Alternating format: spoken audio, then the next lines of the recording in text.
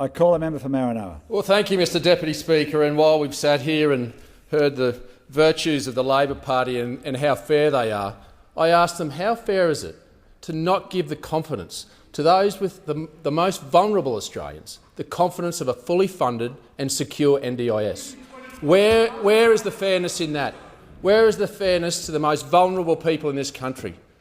I would have thought that each and every one of us that grace this place, the men and women that come into this place, would stand with dignity and fairness and support those people, the most vulnerable people that need protection in our nation, and would give them the confidence to do that. That's our responsibility as elected officials, not to play political games at their expense. And while, yes, Member for Lilly might sit there and laugh, but while he was the Treasurer, there was a $4 billion deficiency in the funding. Now, I'm not going to sit here and attack the Treasurer. What I want to do is move forward with dignity and respect to the people, the most vulnerable people of this nation, that we support them. We support them and we will work together to give them the confidence. And I ask Bill Shorten and all these people next door to stand with us and to support those people, the most vulnerable people in this nation. 0.5% of an increase in the Medicare rebate charge. I would not say that there is any Australian in this nation that would not be in support of that, to support those people that we need to protect. That's fairness. That's fairness that each and every one of us should be supporting. Or the $200 million that we're going to put in to help those great professionals that are out there supporting those with the disabilities across this nation, to help them build the workforce, to support those with disabilities. That's what you should be coming in here and supporting us for.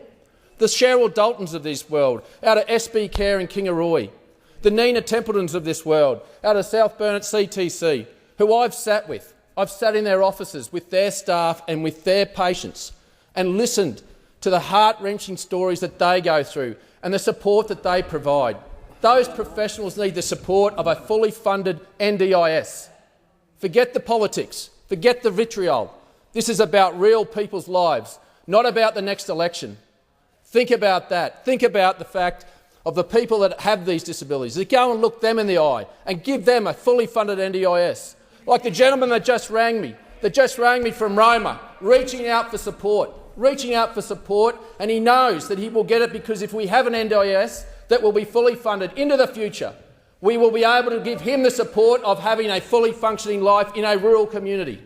Or the woman, the young lady that came and saw me with tears in her eyes in Allera, a small community of just 800 people.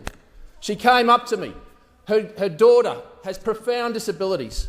She was put on the NDIS only in the last couple of months. And with tears in her eyes, she told me that she saw a future. She saw a future for her children, not only while she's here, but when she's passed on. And her child may live because of the services that we provide those young people. That's our responsibility, not the vitriol and childish games that we are seeing here today. This is about us, you, standing up tonight and giving the people of Australia, those with a disability, those most vulnerable Australians, you standing, put the politics aside and stand with us, shoulder to shoulder, and walk out of this place and say to each and every one of us that we have done the right thing. Not playing politics. That's fairness. That's the virtues of fairness that you want to come in here and espouse. Well, let's roll the dice and let's do it together. Let's do it together as an Australians that can walk proudly supporting the most vulnerable. And we did that. We showed that. When Julia Gillard on your side brought this to Parliament and the member for Winga supported it. That's what we did. That's what this place should enact. That we should walk out of here and we support those policies that will protect the most vulnerable. Not to sit there with vitriol and personal attacks, but to walk forward with those people that support it. Because you know what? Every Australian deserves that, but above all, the most vulnerable Australians deserve the respect and the fairness of each and every one of us. And if we don't uphold that, then unfortunately we failed not only those people, but we failed the people of Australia, and I can't stand by and let that happen.